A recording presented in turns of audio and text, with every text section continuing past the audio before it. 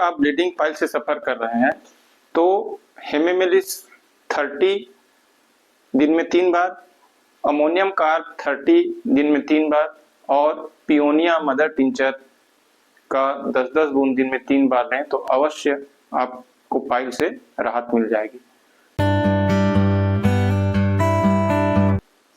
नमस्कार दोस्तों, मैं डॉक्टर योगेश पटेल इस वीडियो में आपका हार्दिक स्वागत करता हूं। आज हम बात करेंगे सेडेंटरी लाइफ, अनियमित दिनचर्या और खान पान के कारण होने वाली एक महत्वपूर्ण बीमारी पाइल्स के बारे में, जिससे भारत का आधा पॉपुलेशन अपने जीवन काल में एक न एक बार सफर करता है। हेमराइड रेक्टम में एक नॉर्मल स्ट्रक्चर है जो हेमराइडल प्लेक्सिस से बनता है।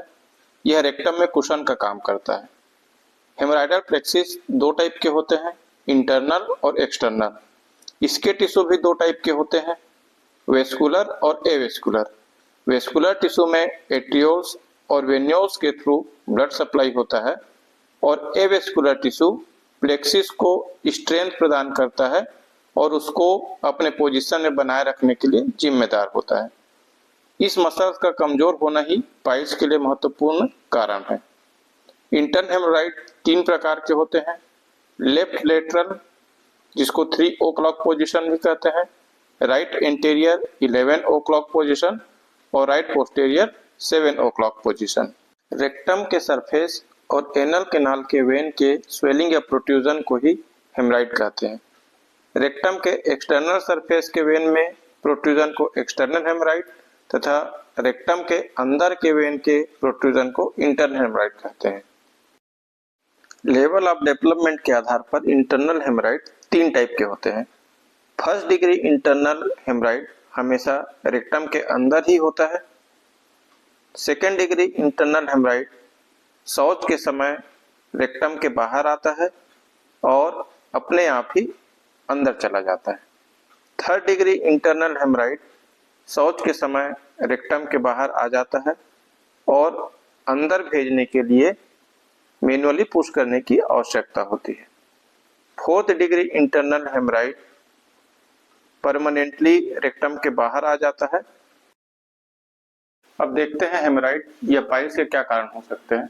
तो इसका जो मुख्य कारण होता है वो होता है constant constipation and excessive effort during defecation, मतलब शौच के समय बहुत ज्यादा प्रेशर पड़ना और लगातार कब्जियत का बना रहना। तो दोस्तों इसके कारण होता क्या है कि जो हेमराइडल प्लेक्सिस होता है उसकी जो मसल्स होती हैं वो वीक हो जाती हैं और वीक होने के कारण उसमें प्रोट्रूजन हो जाता है जिसे पाइल्स कहते हैं। दूसरा कारण हो सकता है प्रेगनेंसी और प्रेगनेंसी के बाद डिलीवरी। इसमें भी बहुत ज्यादा प्रेशर पड़ने के कारण कॉन्स्टिपेशन की जैसी स्थिति बनती है और पाइल्स हो सकती है। तीसरा होता है एक्सेसिव वेट लिफ्टिंग। दोस्तों जो वेट लिफ्टिंग करते हैं उसमें भी जाने अनजाने प्रेशर पड़ता है रेक्टम में और जिसके कारण पाइल्स की शिकायत का सामना करना पड़ सकता है। पुरानी सर्जरी भी इसका एक कारण हो सकता है। क्रोनिक डायरिया भी एक महत्वपूर्ण कारण हो सकता है। अब देखते हैं सिम्टम्स क्या क्या होते हैं। तो दोस्तों पाइल्स में महत्वपूर्ण जो सिम्टम्स होता है वो होता है दर्द। इसमें कई तरह के दर्द हो सकते हैं, जैसे बर्निंग पेन हो सकता है, स्टिचिंग पेन हो सकता है, कटिंग पेन हो सकता है, ऐसा लगता है कि वहां पे कुछ कट गया है। इसके अलावा ब्लीडिंग हो सकती है। ब्लीडिंग पाइल्स और नॉन ब्लीडिंग पाइल्स 2 तरह के होते हैं।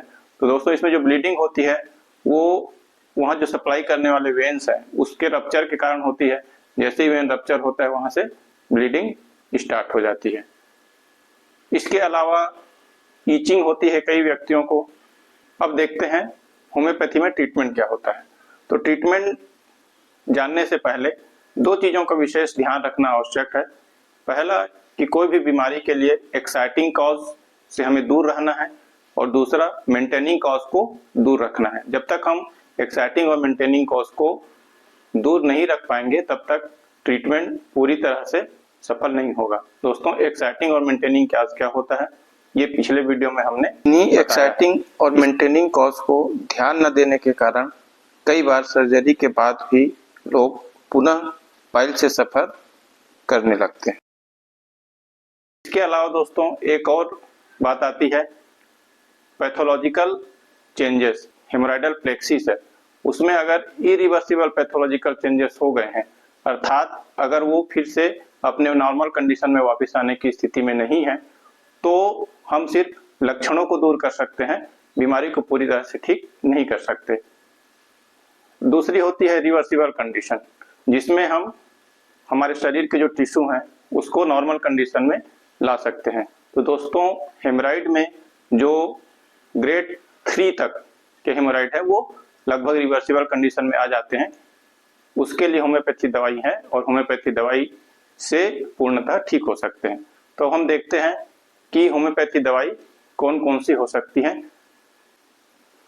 अगर आप ब्लीडिंग पाइल से सफर कर रहे हैं तो हेमेमेलिस 30 दिन में 3 बार, अमोनियम कार्ब 30 दिन में 3 बार और पियोनिया मदर टिंचर का 10-10 बूंद दिन में 3 बार लें तो अवश्य आपको पाइल से राहत मिल जाएगी।